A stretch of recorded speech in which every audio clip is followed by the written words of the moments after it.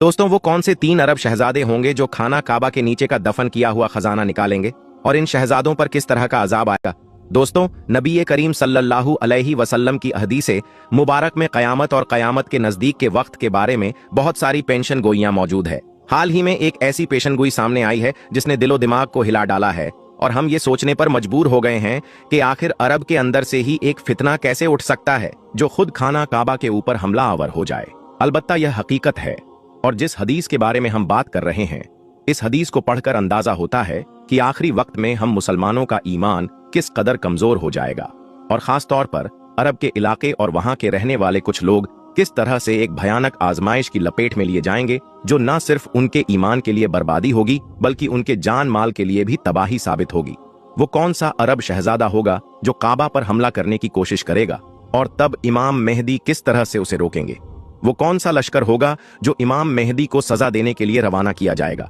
लेकिन जमीन फट जाएगी और वो लश्कर जमीन में ढंसा दिया जाएगा? वो कौन सा लश्कर होगा जो इमाम मेहदी की मदद के लिए रवाना होगा, लेकिन उस लश्कर में कमजोर ईमान वाले भी मौजूद होंगे जो किसी भी वक्त खतरा बन सकते होंगे? प्यारे दोस्तों, ये तमाम बातें आज की हमारी इस वीडियो का टॉपिक है, और हमारी आपसे रिक्वेस्ट है आखिर तक जरूर देखिएगा। सैयदना अब्दुल्ला बिन मसूद रज़ियल्लाहु ताला अन्हु से रिवायत है कि कयामत नहीं आएगी, यहाँ तक कि अरब में मुख्तलिफ खलीफा के 3 बेटे यानी 3 खिलाफत के 3 शहजादे काबा के नीचे दफन खजाने की मिल्कियत के बारे में झगड़ा ना करे और इनके दरमियान एक खूनी जंग ना छिड़ जाए। दोस्तों, आगे बढ़ने से पहले हम आपको बताते चले कि खाना काबा शुरू से ही इस तरह नहीं था जिस तरह से हम इसे देख रहे हैं। जब हजरत इस्माइल अलैहिस्सलाम और इनकी मां अम्मा हाजरा अलैहिस्सलाम ने मक्का शहर के आसपास रहना शुरू किया तो उस बनु जुरहम नाम का एक कबीला वहां पर अम्मा हाजरा की इजाजत से रहने लगा, क्योंकि उसके पास ही जमजम का कुआं भी मौजूद था।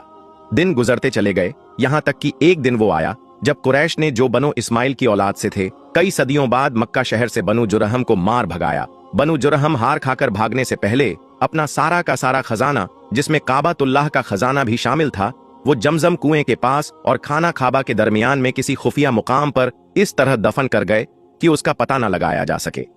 उनका ख्याल था कि वक्त गुजरने के साथ साथ मक्का पर दोबारा हमारा कब्जा हो जाएगा, और जब हम यहाँ दोबारा हुकूमत में आएंगे तो इस खजाने को निकाल लेंगे।